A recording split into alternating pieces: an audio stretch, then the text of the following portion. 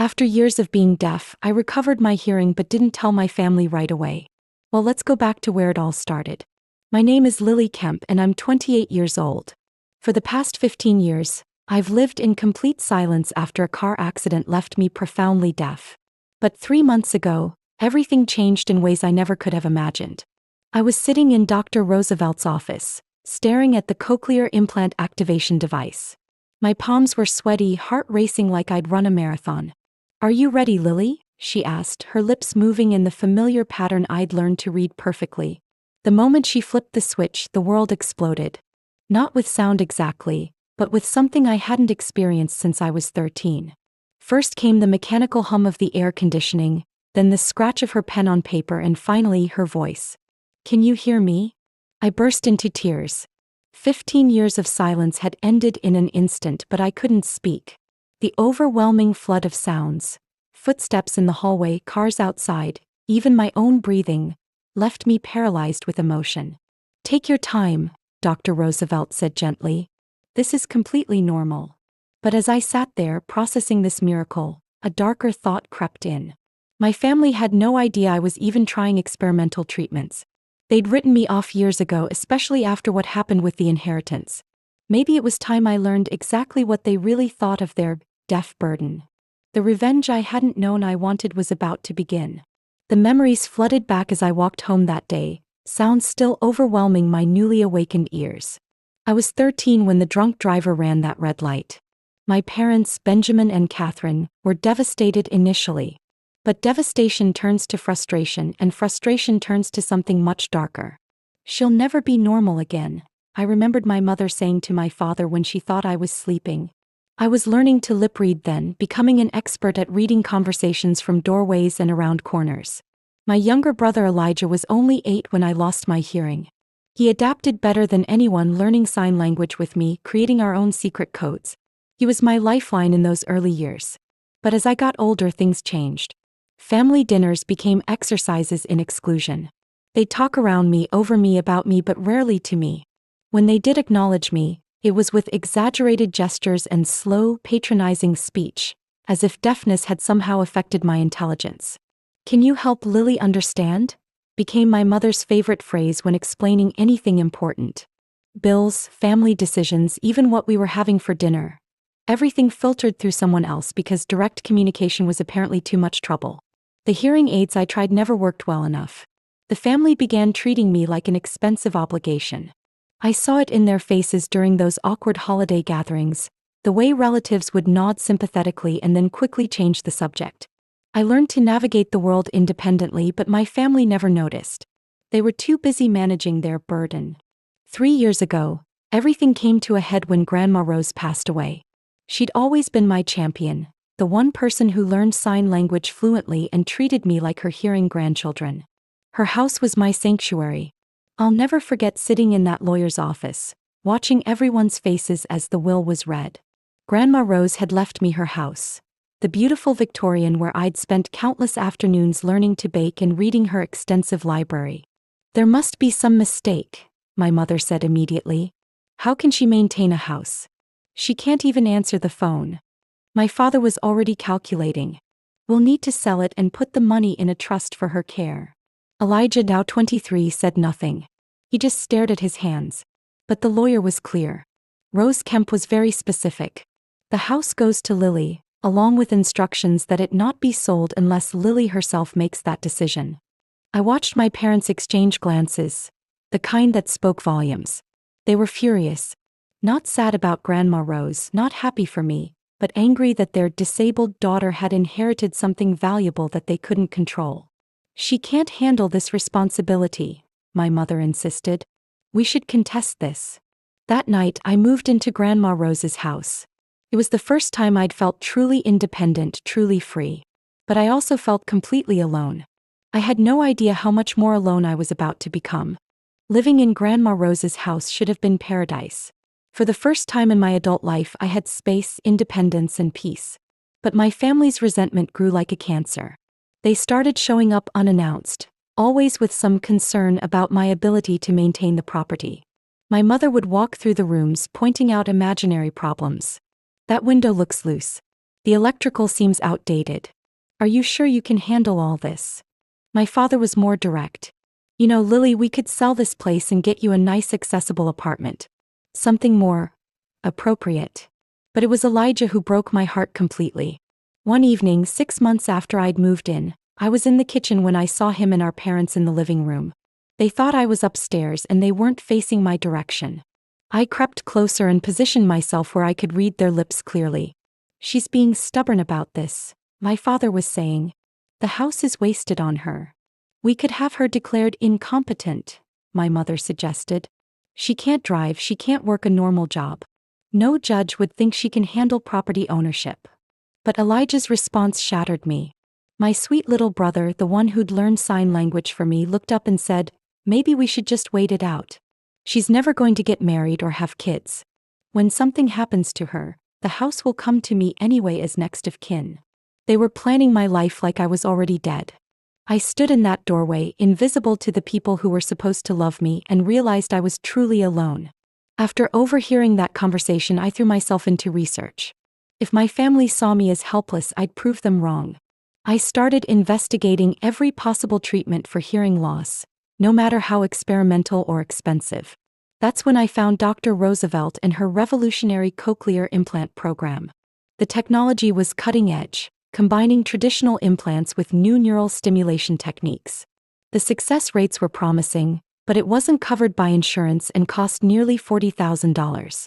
I had the money from Grandma Rose's savings account, money my family assumed I was wasting on house maintenance.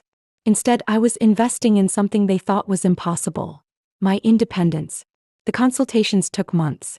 Medical tests, psychological evaluations, surgical planning. Through it all, I told no one. I took the bus to appointments, used ride-sharing when necessary, and paid in cash to avoid any paper trail my family might discover. Dr. Roosevelt was amazed by my determination. Most patients bring family support, she noted during one visit. I smiled grimly and signed, my family thinks I'm broken beyond repair. I'm going to prove them wrong. The surgery was scheduled for a Tuesday morning. I told my family I was visiting a friend out of town for the week. Elijah offered to drive me, probably hoping to check up on my story, but I declined. As I went under anesthesia, my last thought was wondering what my family's voices actually sounded like after all these years. The 3 months following my surgery were surreal. I had to relearn how to process sound while pretending to still be deaf around my family. It was exhausting but oddly empowering. Simple sounds amazed me. The whistle of the kettle, rain on the windows, my own footsteps on hardwood floors. But human voices were the most shocking. Everyone sounded different than I'd imagined. My mother's voice was sharper than expected, with a nasal quality that matched her personality perfectly. My father's voice was deeper but weak, like he was always slightly out of breath. And Elijah's voice was smooth and confident, which somehow made his betrayal feel even worse. I practiced responding naturally, making sure my reactions matched what they expected from me. When they spoke directly to me, I still relied primarily on lip reading and responded in sign language. But when they thought I wasn't paying attention, I was recording every word. The house became my laboratory. I learned the rhythm of their visits, their habits, their conversations. They had no idea that their deaf sister was listening to every whispered plot, every casual insult, every plan they made for my future. They talked about me like I was a problem to be solved rather than a person to be loved. But the worst was yet to come. I was about to discover just how deep their deception ran. 2 weeks ago, I was in the kitchen making lunch when my mother called Elijah. He was in the living room, speaking quietly, but my newly enhanced hearing picked up every word. The lawyer called back, Elijah said. He confirmed that there's no way to contest the will directly. Grandma Rose's instructions were too specific. My blood ran cold. They were still trying to take my house. But my mother's voice came through the phone speaker. But he said if we could prove she's not capable of maintaining the property or managing her affairs, we might have grounds for guardianship. I dropped my spoon. Guardianship meant they could make all my decisions: where I lived, how I spent my money, everything. How do we prove that? My mother asked. Elijah's voice became calculating. We document everything. Take pictures of any maintenance issues. Keep records of bills she might miss. Maybe even. He paused. Create some problems. What do you mean? Nothing illegal. Just situations that show she can't handle property ownership. A burst pipe she doesn't notice because she can't hear the water. A security issue because she can't hear break-ins. Things like that. My mother was quiet for a moment. Then, do what you need to do. That house should have gone to you anyway. Rose always favored her because of her condition. My condition. Like my deafness was a character flaw rather than the result of some drunk stranger's terrible choices. They weren't just planning to steal my inheritance. They were planning to sabotage me to do it. Over the next week, I watched my family's plan unfold with horrifying clarity. Elijah started visiting more frequently, always with his phone out, always finding new problems with the house. "Lily, did you know the basement smells like gas?" he asked one afternoon, his face full of fake concern. I hadn't smelled anything, but I dutifully followed him downstairs. He'd clearly been down there earlier. I could hear him moving around while I was supposedly napping upstairs. "I don't smell anything unusual," I signed. "That's the problem," he said, speaking aloud while signing. "You might not notice these safety issues because of your hearing." He took pictures of the furnace, the gas line, everything. I realized he was building a case that I was too disabled to notice dangerous situations. My parents started dropping by to check on me almost daily. Each visit included comments about my limitations and photos of anything that could be construed as neglect or inability to maintain the property. "The gutters are full of leaves," my father observed, camera ready. "Have you been able to arrange for maintenance?" I had, of course. I'd hired a service that came monthly. But they'd come the day before a big storm, so some leaves had already accumulated again. "Look at these windows," my mother said, photographing water spots that were barely visible. "They're not being properly maintained." They were creating a narrative. Poor, disabled Lily couldn't take care of herself or her property. She needed family intervention for her own good. But they had no idea I was documenting their behavior too. Last Tuesday morning, I woke up to the sound of water dripping. Not a gentle drip, but a steady flow somewhere in the house. I followed the sound to the bathroom and found water pouring from under the sink. At first I panicked. This was exactly the kind of emergency my family claimed I couldn't handle. But as I got closer to inspect the damage, I noticed something strange. The pipe hadn't burst naturally. The connection had been deliberately loosened, just enough to create a slow leak that would build over time. Someone had sabotaged my plumbing. I heard a key in the front door. Elijah's voice called out, "Lily." I brought coffee. He'd let himself in using the spare key I'd given him for emergencies. The irony wasn't lost on me. "Oh no," he said, appearing in the bathroom doorway. "What happened here?" I watched his face carefully.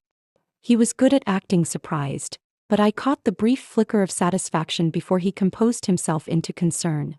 "We need to call a plumber right away," he said, already pulling out his phone. "This could cause serious damage." But instead of calling a plumber, I heard him dial my parents. "You need to get over here," he said. "Lily's had a major plumbing emergency." She didn't even notice the leak until it was serious. That was a lie. I'd found it within hours of it starting. As I stood there watching my brother orchestrate this performance, something inside me snapped. They wanted to play games? Fine. I could play games too. But my games would be much more interesting. That afternoon, while my family fussed over the emergency plumbing situation, I made a decision.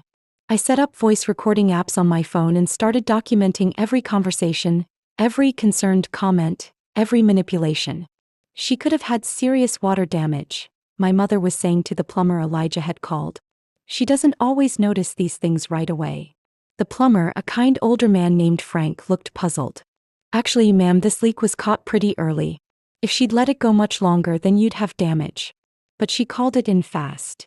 I watched my mother's face tighten. That wasn't the narrative she wanted. Over the next few days, I recorded everything. Elijah admitting to my father that he'd checked the pipe connection during his last visit. My mother discussing with her sister how they needed to do something about my situation before I got hurt. But the most damning recording came yesterday. I was upstairs when Elijah and my parents gathered in the living room. They thought I was taking a nap, but I was listening from the top of the stairs with my phone recording. "The plumbing thing didn't work like we hoped," Elijah said. "Frank said she caught it early, made her look responsible." "We need something bigger," my father said. Something that clearly shows she can't manage. My mother's voice was cold. What about her medications? She takes those anxiety pills. What if she had some kind of incident? What do you mean? Elijah asked. I mean, what if she took too many by mistake? Someone with hearing loss might miss their alarm, double dose accidentally. That would definitely show she needs supervised care. They were discussing drugging me. My own family was planning to poison me to steal my house. This morning I made my decision. I called Elijah and asked him to bring our parents over for lunch. I want to discuss something important with all of you, I told him via text. They arrived within an hour, probably hoping I was ready to admit I couldn't handle the house. They had no idea what was actually coming. I served sandwiches and lemonade, playing the perfect deaf host. They made their usual small talk around me, occasionally signing something simple in my direction. Then I walked to the living room and turned to face them all. I have something to tell you, I said out loud. They all looked confused. I rarely spoke aloud anymore, preferring sign language. 3 months ago I had cochlear implant surgery, I continued, speaking clearly. I've been able to hear perfectly for weeks now. The silence in the room was deafening. Elijah's sandwich dropped from his hand. My parents stared at me like I'd grown a second head. That's impossible, my mother whispered. Is it? I pulled out my phone and pressed play on one of my recordings. Elijah's voice filled the room. Maybe we should just wait it out. She's never going to get married or have kids. When something happens to her, the house will come to me anyway as next of kin. My father went pale. Lily, let me explain. Explain what? I interrupted, playing another recording. His own voice discussing creating problems, to prove I was incompetent. You've been planning to steal my house, sabotage my property, and now you want to drug me into supervised care, I said calmly. Elijah stood up. You don't understand the context. Don't I? I played the final recording.